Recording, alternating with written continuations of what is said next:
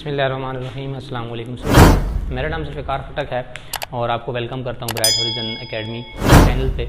इससे पहले हमने पार्ट 1 जो है इस वीडियो का बनाया हुआ है, जिसके अंदर हमने डिस्कस किया था कि मैट्रिक्स क्या होती है और मैट्रिक्स के डेफिनेशंस वगैरह। अगर आपने उस वीडियो के बारे में अभी नहीं देखा तो सबसे पहले आप इस तरह कर लें काइंडली कि उस वीडियो को देखें, देन आपको ये आज जो लेक्चर मैं एक्सप्लेन करने लगूंगा फिर आपको वह लेक्चर जो है आई होप सो कि अच्छी तरह समझ आएगा। तो आज के जाते हैं हम अपनी लेक्चर की तरफ। सबसे पहले हमारे पास जो इस लेक्चर में है वो हमारे पास है रो। अब रो के अंदर रो क्या चीज़ है इसको हम एक्सप्लेन करना चाहेंगे। The row the entry is presented in a horizontal way. अब आपके पास जो मैट्रिक्स होता है उसके अंदर हमारे पास हॉरिजॉन्टल वे में जो चीज़ लिखी होती है उसको हम बोलते हैं रो मैट्रिक्स। इसकी एक एग्जांपल मैंने लिखी हुई है, ये 1 2 3। ये आपके पास जो चीज़ लिखी हुई है ये आपके पास हॉरिजॉन्टल वे में लिखी हुई है। तो हॉरिजॉन्टल वे में लिखी हुई चीज़ को हम हमेशा रिप्रेजेंट करेंगे रो से। अब इसके बाद हमारे पास आ जाता है कॉलम।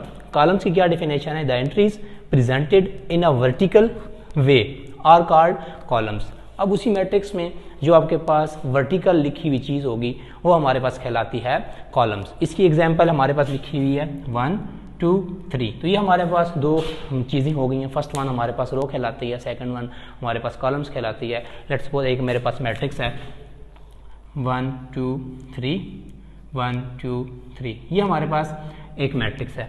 इसमें अगर मैं ये बताना चाहूँ कि हमारे पास रोज़ कौन सी हैं, तो जो आपके पास हॉरिजॉन्टल वेज लिखी हुई चीज़ें होंगी वो आपके पास रोज़ कहलाएंगी। Let's suppose 1 and 1 2 and 2 3 and 3। तो ये आपके पास जो हॉरिजॉन्टल लिखी हुई चीज़ रोज़ में आ गई और वर्टिकल लिखी हुई चीज़ 1 2 3 and 1 2 3 ये आपके पास आ गई कॉलम्स में। अब आगे हम जाएंगे कि हमारे पास ऑर्डर ऑफ मैट्रिक्स क्या होता है, तो उसके बारे में हम एक्सप्लेन करेंगे। सबसे पहले अब हमारे पास आ जाता है ऑर्डर ऑफ अ मैट्रिक्स। अब ऑर्डर ऑफ मैट्रिक्स का क्या मतलब है? ऑर्डर ऑफ मैट्रिक्स का मतलब है कि एक कॉलम के अंदर कितने रोज कितने कॉलम्स हैं।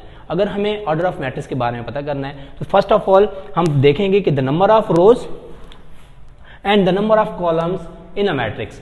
एक मैट्रिक्स के अंदर कितने कॉलम्स कितने रोज हैं, देन हम फाइंड कर सकेंगे कि हमारे पास ऑर्डर ऑफ मैट्रिक्स क्या है।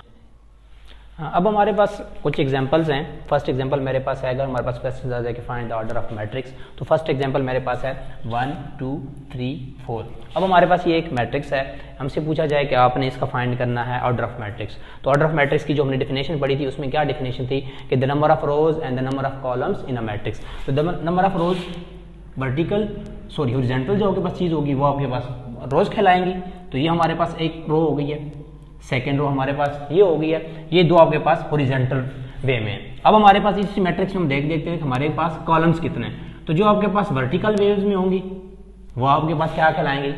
कॉलम्स कहलाएंगी। और अगर हम लिखना चाहें अब इसका ऑर्डर, तो हमारे पास 2 रोज और 2 कॉलम्स हैं। लिखने का तरीका 2/2 भी हम लिख सकते हैं इसको, सेकेंड वन तरीका जो है और 2x2। लेकिन स्टूडेंट एक चीज ध्यान में रखनी है कि जो नंबर ऑफ रिप्रेजेंटेशन आपने करनी है रोज में सॉरी ऑर्डर ऑफ जो आपके पास मैट्रिक्स होगा उसके बारे में, तो सबसे पहले आपने जो चीज लिखनी है वो आपने रो लिखनी है। यानी जो आपके पास फर्स्ट चीज आपने लिखी हुई होनी चाहिए वो आपके पास रो होनी चाहिए। We are represent the rows of a column rows of a matrix, and जो आपके पास सेकंड वन होगी वो आपके पास रिप्रेजेंट करेगी कॉलम ऑफ अ मैट्रिक्स। कुछ स्टूडेंट्स अब इस तरह करेंगे कि उनको आइडेंटिफाई तो हो जाएगा कि हमारे पास मैट्रिक्स या नंबर ऑफ ऑर्डर या नंबर ऑफ कॉलम्स हमारे पास इतने हैं, लेकिन वो जो आपके पास एक प्रॉपर वे है वो लिखने का तरीका ऑर्डर ऑफ मैट्रिक्स का वो उसको गलत कर देंगे। लेट्स सपोज एक एग्जांपल हम और देख लेते हैं। ये हमारे पास है सेकंड एग्जांपल। इसमें अगर हम देखें तो हमारे पास जो रोज हैं first row, second row, third row, 3 row हो गई हैं। और अब हमारे पास column, first column and second column. अब एक स्टूडेंट को ये तो पता चल गया कि हमारे पास इस मैट्रिक्स में 3 रोज 2 कॉलम्स हैं, लेकिन स्टूडेंट क्या करेंगे? पहले लिख देंगे 2/3। ये एक टोटली गलत तस्वुर किया जाता है इसके ऑर्डर को रिप्रेजेंटेशन करते वक्त। एक चीज याद रखनी है कि पहले जो आपने रिप्रेजेंटेशंस करनी है, मैथमेटिकल वर्क करना है, तो पहले आपने रोज लिखनी है। जब आप रोज लिखेंगे तो तब आपके पास जो एग्जामिनर होगा उसको यही लगेगा कि इसको जो रिप्रेजेंटेशन ऑफ मैट्रिक्स है ये अच्छी तरह पता है कि फर्स्ट वन जो हम लिखते हैं वो हम रो लिखते हैं, देन सेकेंड हम लिखते हैं कॉलम्स। तो अब आपके पास ये जो वे होता है ये होता है गलत। अब इसका जो एक्चुअली आंसर बनेगा वो हमारे पास बनता है 3/2। It means that 3 rows and 2 columns. Third example हम देख लेते हैं। एक एग्जांपल हमारे पास है 1 2 3 4 5 6। इसमें अब आपके पास जो हॉरिजॉन्टल वे में चीज लिखी होगी वो आपके पास क्या कहलाएगी? रो। इसी तरह हमारे पास जो हॉरिजॉन्टल वे में सेकंड चीज आएगी वो भी हमारे पास रो कहलाएगी। तो 1 और 2 हमारे पास रो बन गए। अब आ जाते हैं हम अपने कॉलम की तरफ, जो आपके पास वर्टिकल लिखी चीज होगी 1 2 एंड 3।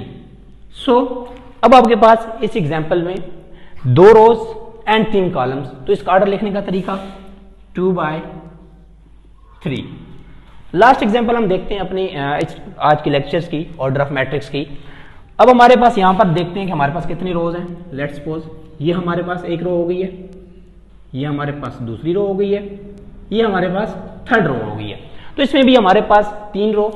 अब हम देखते हैं अपनी कॉलम्स की तरफ, first column, second column and third column.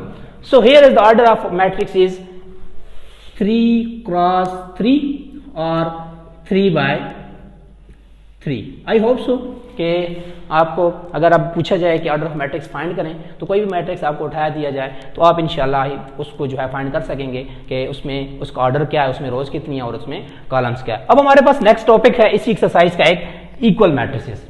अब इक्वल मैट्रिसेस का क्या मतलब है, अगर आपके पास 2 मैट्रिसेस हों और वो कहें कि इक्वल हैं, वो इक्वल तब ही कहलाएंगी जब ये 2 कंडीशन सेटिस्फाई होंगी। First conditions are they have a same order and the second is their corresponding entries are equal. अब फर्स्ट कंडीशन जो आपके पास है उसका क्या मतलब है, उसका मतलब है कि लेट्स सपोज मैं एक एग्जांपल ले लेता हूं, ए मैट्रिक्स 1 2 3 4, ये हमारे पास एक मैट्रिक्स है। इसी की बरक्स में दूसरा मैट्रिक्स लेता हूं बी इज इक्वल टू 2 3 4 5। पहली कंडीशन क्या थी कि दे have a same order. Same order का क्या मतलब है कि जो ऑर्डर आपके पास इस मैट्रिक्स का होगा वही ऑर्डर आपके पास बी मैट्रिक्स का भी होना चाहिए। इससे पहले हमने सीख लिया है कि हमारे पास ऑर्डर ऑफ मैट्रिक्स क्या होता है, यानी number of rows and the number of column is called order of matrix. ये हमारे पास ए मैट्रिक्स है, तो इसका ऑर्डर क्या है 2 कॉलम्स एंड 2 रोज, यानी 2/2। इसका ऑर्डर 2/2 हो गया। सेकंड एग्जांपल में या सेकंड जो हमारे पास मैट्रिक्स है वो क्या है 2 3 4 5, इसमें भी 2 रोज एंड 2 कॉलम्स हैं, तो इसका ऑर्डर क्या हो गया 2/2। फर्स्ट कंडीशन तो सेटिस्फाई हो गई है इक्वल मैट्रिक्स के लिए। अब देखते हैं हमारे पास जो सेकंड कंडीशन है क्या ये भी सेटिस्फाई होती है। अगर ये सेटिस्फाई होती है तो then we say that A and B are equal matrices. If they can not satisfy then A and B are not equal. So हमारे पास पहली कंडीशन सेटिस्फाई। अब आ जाते हैं हम अपनी सेकेंड कंडीशंस के ऊपर कि करस्पॉन्डिंग इंट्रीज का क्या मतलब है। करस्पॉन्डिंग इंट्रीज का मतलब है कि यहां पर अगर 1 लिखा हुआ है ए मैट्रिक्स में तो बी मैट्रिक्स में उसी जगह पे 1 होना चाहिए, जो कि नहीं है। इसी तरह ए मैट्रिक्स में जहां पर 2 लिखा हुआ है वहां पर बी मैट्रिक्स में 2 लिखा होना चाहिए, जो कि नहीं है। इसी तरह हमारे पास इस मैट्रिक्स में ए मैट्रिक्स में जहां पर 3 लिखा हुआ है वहां पर बी मैट्रिक्स में 3 होना चाहिए, जो कि नहीं है। और इसी तरह आपके पास जो 4 एंट्रीज है ए मैट्रिक्स में, बी मैट्रिक्स में भी वहां पर 4 लिखा आना चाहिए, जो कि नहीं है। So according to definition of equal matrices the A and B have a same order but their corresponding entries are not same, so that we can say that A and B are not equal matrices.